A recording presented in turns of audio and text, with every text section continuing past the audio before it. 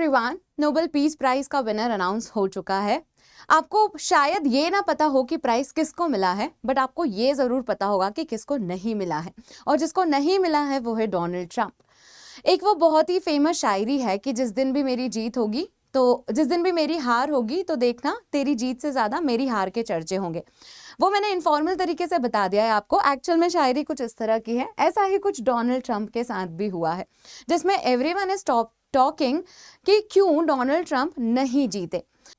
देखो, ऐसा है भी क्योंकि खुद से ही बहुत बार अपने लिए नोबेल पीस प्राइज मांग चुके हैं वो, और बार बार एक ही नैरेटिव कि उन्होंने वॉर रुकवाई है, 8 वॉर्स रुकवाई हैं, ऐसा क्लेम वो करते हैं। और उनके पास लिस्ट भी तैयार है कि कौन कौन सी कंट्रीज के बीच में, उसमें इंडिया पाकिस्तान का भी नाम है। हमने फॉर्मली रिकॉग्नाइज नहीं किया ये बात, पर Donald Trump time and again बोलते रहते हैं कि उन्होंने इंडिया और पाकिस्तान का वॉर रुकवाया है। उसके अलावा आर्मेनिया अजरबैजान का वॉर, थाईलैंड कंबोडिया के बीच का डिस्प्यूट, ये सारी डिस्प्यूट का सॉल्व करने का क्रेडिट वो खुद ले लेते हैं। इनफैक्ट उन्होंने इस हद तक बोला है कि अगर आप मुझे नोबेल पीस प्राइज नहीं देते तो ये अमेरिका की इंसल्ट है। This much he has said. अब ऐसे में जब खुद से बहुत ज्यादा ही पीस प्राइज मांगा हो और उसके साथ ही बहुत सारे देशों के लीडर्स को भी बोल दिया हो कि आप मुझे एंडोर्स कर दीजिए, आप मुझे सपोर्ट कर दीजिए, इंक्लूडिंग रशिया, इसमें फिर आप नहीं जीतते हैं तो लोग तो बात करेंगे ही। यही हो रहा है डोनाल्ड ट्रंप के साथ। टाइम एंड अगेन उन्होंने बहुत बार इस बारे में बात की है। इनफैक्ट ओबामा को नोबेल पीस प्राइज मिला है, इस पर भी उनका कहना है कि मुझे नहीं दिया है, ये किस तरह से काम कर रहे हैं आप। ओबामा मैंने तो कुछ भी नहीं किया और उन्हें पीस प्राइज मिला है, तो ये किस तरह का सिस्टम हो गया। टू दिस एक्सटेंट वो इस तरह की बात कर चुके हैं। एनीवेज, डोनाल्ड ट्रंप की बात तो हम करते ही रहते हैं क्योंकि वो कुछ ना कुछ ऐसा बोल ही देते हैं कि वो चर्चा का विषय बने रहते हैं। आज हम बात करेंगे कि नोबेल पीस प्राइज विनर हैं कौन, क्यों मिला है इन्हें, साथ ही उनकी जीत में भी यूएसए की जीत कैसे इन्वॉल्व है। आपको ऐसे लग सकता है कि ऑन द सरफेस ऐसा ही लगता है कि ट्रंप को नहीं मिला और मारिया को मिल गया तो अब ये कन्फ्लिक्ट होगा इनके बीच में, बट एक्चुअल में the reality is much more complicated then that. कहीं ना कहीं ऐसी भी बातें निकल के आ रही हैं कि नोबेल कमिटी जो है, नोबेल प्राइज जिन्होंने दिया है उस कमिटी ने कहीं यूएस के दबाव में तो ये विनर नहीं चूज किया है। डोनाल्ड ट्रंप नहीं तो कोई और भी ऐसा कैंडिडेट है जो यूएस को पसंद है। Let's talk more about it. पहले हम विनर इंट्रोड्यूस कर लेते हैं। So the winner is Venezuela की मारिया कोरिना मकाडो। मारिया जो है वो वेनेजुएला की आयरन लेडी भी कही जाती हैं। उनके क्या कॉन्ट्रीब्यूशंस हैं उनको देखते हैं, पर उसके पहले वेनेजुएला कहाँ आता है वो भी देखना बहुत जरूरी है। तो वेनेजुएला साउथ अमेरिका की एक कंट्री है, मैप पे इसका लोकेशन यहाँ है। मारिया को वेनेजुएला की आयरन लेडी कहा जाता है। आयरन लेडी मतलब कोई ऐसी विमेन जिनके पास बहुत करेज और ब्रेवरी की मिसाल दी हो जिन्होंने। क्या कारण है वो भी समझना बहुत जरूरी है। तो वेनेजुएला में जो प्रेसिडेंट है उन्हें आमतौर पर डिक्टेटर समझा जाता है। डिक्टेटर मतलब कि एक ऐसा इंसान जिसने बहुत ज्यादा पावर अपने पास ही रख रखी हो और वो अपनी ही मनमानी करता हो। तो वेनेजुएला के प्रेसिडेंट जो हैं उन्हें डिक्टेटर माना जाता है। अनफेयर तरीके से इलेक्शन जीत लेना, अपोनेंट्स को जेल में डलवा देना, अपोजिशन में कोई बोल ना पाए इस तरह की चीजें करना, सुप्रीम कोर्ट में अपने ही लोग बिठवा देना ताकि आपके अगेंस्ट में कुछ भी ना हो पाए, इस तरह की चीजें की हैं वेनेजुएला के प्रेसिडेंट ने। अब ये डिक्टेटरशिप की जगह डेमोक्रेसी आए इसके प्रयास मारिया ने किए हैं। तो प्रो डेमोक्रेसी मूवमेंट जो वेनेजुएला में हुए हैं उनको लेकर इन्हें ये टाइटल दिया गया है, उनको लेकर इन्हें पीस प्राइज दिया गया है। नॉर्वेजियन नोबेल कमेटी जिसने विनर डिसाइड किए हैं उसके चेयरपर्सन है जॉर्गन फ्रिडनिस, जिनका कहना है कि मारिया को विनर इसलिए चुना गया है क्योंकि उन्होंने एक ऐसी कंट्री में जहां पे डिक्टेटरशिप डोमिनेट करती है वहीं अपोजिशन को यूनाइट कर दिया, अपोजिशन को एक साथ ले आए। और एक साथ लाने का कारण क्या था? फ्री इलेक्शंस और रिप्रेजेंटेटिव गवर्नमेंट। जनता की इच्छा सबसे ऊपर हो और फ्री और ट्रांसपेरेंट तरीके से इलेक्शन हो, इसके लिए उन्होंने अपोजिशन को यूनाइट कर दिया।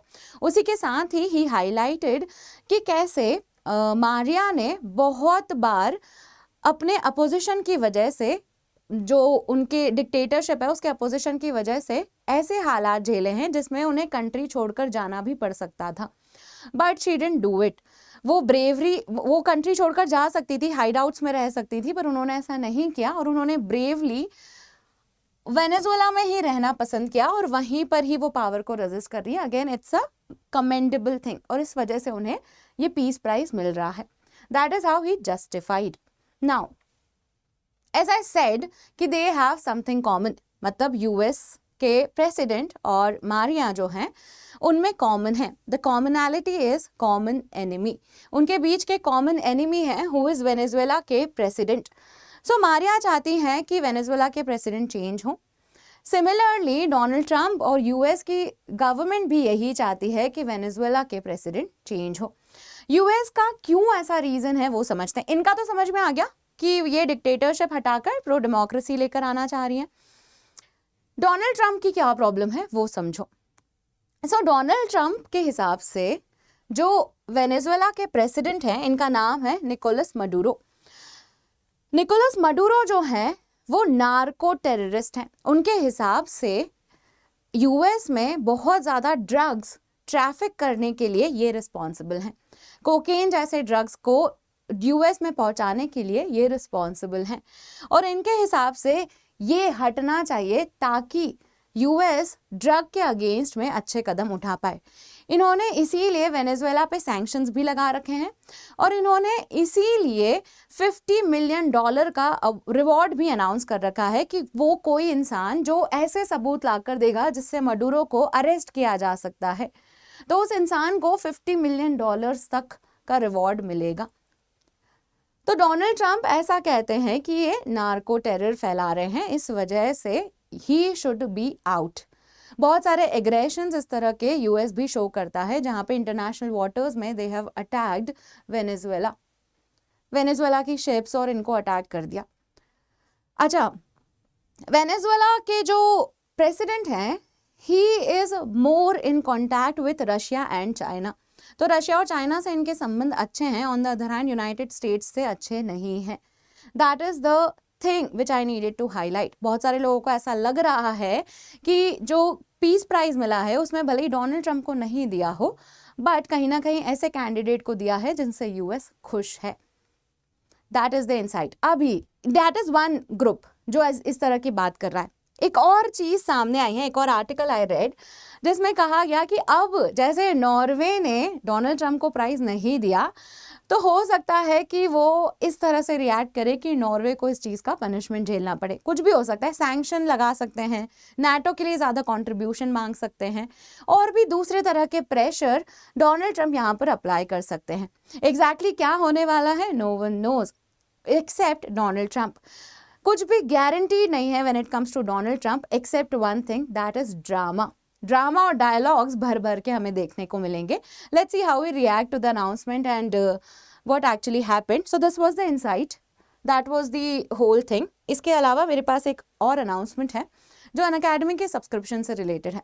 तो इस सब्सक्रिप्शन पे 19,999 रुपए में आपको ये मिल रहा है, साथ में 12 महीने का एक्सटेंशन भी है।